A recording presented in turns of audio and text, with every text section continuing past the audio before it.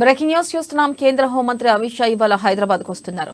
Outer ring road సమీపంలోని కొంగర్ కలాన్లో BJP రాష్ట్ర విస్తృత స్థాయి సమావేశాన్ని నిర్వహించనున్నారు. ఈ కార్యక్రమానికి అమిత్ షా హాజరు కానున్నారు. ఢిల్లీ నుంచి శంషాబాద్ విమానాశ్రయానికి చేరుకున్న తర్వాత ఆయన నోవోటల్ హోటల్ కు వెళ్తారు. అనంతరం చార్మినార్ భాగ్యలక్ష్మి ఆలయానికి వెళ్లి ప్రత్యేక పూజలు నిర్వహిస్తారు. ఆ తర్వాత కొంగర్ కలాన్ కు వెళ్లి పార్టీ కార్యక్రమంలో పాల్గొంటారు. ఈ సమావేశానికి బీజేపీ రాష్ట్ర అధ్యక్షుడు కిషన్ రెడ్డి అధ్యక్షత వహించనున్నారు. ఇక ఈ సమావేశంలో కె లక్ష్మణ్, డికే అరుణ, బండి సంజయ్, ప్రకాష్ జవదేకర్, తరుణ్ చుగ్, సునీల్ బన్సాల్, పార్టీ జిల్లా అధ్యక్షులు, మండల అధ్యక్షులు పాల్గొనున్నారు. ఇక పార్లమెంట్ ఎన్నికల నేపథ్యంలో పార్టీ శ్రేణులకు అమిత్ షా దిశానిర్దేశం చేయనున్నారు. మరోవైపు ఇటీవల జరిగిన ఎన్నికల్లో గెలుపొందిన 8 మంది బీజేపీ ఎమ్మెల్యేలతో అమిత్ షా ప్రత్యేకంగా భేటీ కానున్నారు.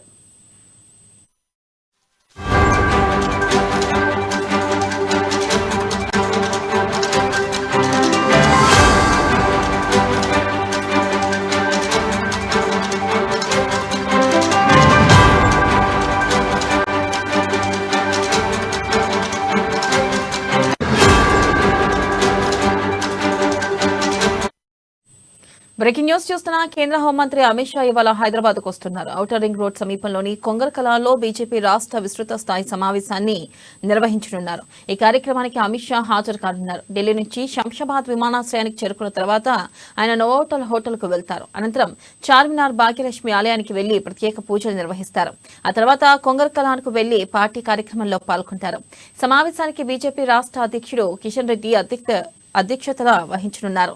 దీనిపై మరింత సమాచారాన్ని మా బ్యూరో చీఫ్ కృష్ణమూర్తి అందిస్తారు. కృష్ణమూర్తి. హోంమంత్రి అమిత్ షా ఒకరోజు పర్యటన హైదరాబాద్ వస్తున్నారు. హైదరాబాద్ లో అంటే పార్లమెంట్ ఎన్నికలే లక్ష్యంగా పార్లమెంట్ ఎన్నికల్లో డబుల్ డిజిట్ కనీసం 10 స్థానాలను కైవసం చేసుకోవాలన్న వ్యూహంతో ఉన్నటువంటి బీజేపీ ఈరోజు విస్తృత స్థాయి సమావేశం నిర్వహిస్తుంది. ఈ సమావేశంలో పాల్గొనేందుకు అమిత్ షా వస్తా ఉన్నది.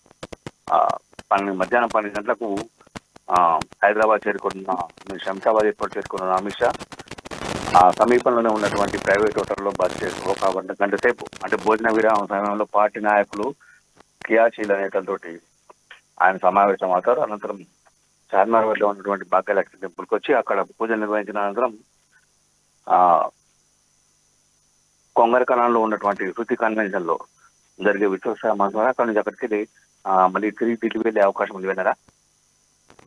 అయితే ప్రధానంగా చూసుకున్నట్టయితే ప్రత్యేకంగా 9 మంది ఎమ్మెల్యేలతో కూడా భేటీ కానున్నారు. ప్రధానంగా ఈ భేటీలో ఏ అంశాలపై ప్రస్తావించే అవకాశం ఉంది కృష్ణమూర్తి? పార్లమెంట్ ఎన్నికలే ప్రధాన ఎజెండా అనేది ఇక జరుగుతూ ఉన్నది. పార్లమెంట్ ఎన్నికల్లో అంటే మొన్న ఏదైతే 2018 ఎన్నికల్లో 8% ఉన్నటువంటి ఓటింగ్ శాతం మొన్నటి అసెంబ్లీ ఎన్నికల్లో 15% చేరుకుంది. గతంలో కూడా అసెంబ్లీలో వచ్చినటువంటి ఓటింగ్ శాతం అంటే 2018లో వచ్చినటువంటి అసెంబ్లీ ఎన్నికలకు వచ్చిన ఓటింగ్ శాతము 2019లో వచ్చినటువంటి పార్లమెంట్ లోక్సభ ఎన్నికలకు వచ్చినటువంటి ఓటింగ్ శాతం పెరిగింది. ఈసారి కూడా అదే రకంగా పెంచుకొని ప్రస్తుతం ఉన్నటువంటి 4 ఎంపీ స్థానాలను పరీక్ష చేర్చాలని చెప్పేసి అమిత్ షా దిశానిర్దేశం చేశారు. నేను పార్టీ నాయకులు ఎమ్మెల్యేలు కలిసినప్పుడు కూడా అమిత్ షా ఢిల్లీలో ఇదే విషయాన్ని చెప్పారు. మళ్ళీ ఈ రోజు అంటే పార్లమెంట్ ఎన్నికల్లో పార్టీ వ్యూహం ఏంటి అనే విషయంలో కొంత స్పష్టత వచ్చే అవకాశం ఉంది. Right Krishnamurthy, thank you.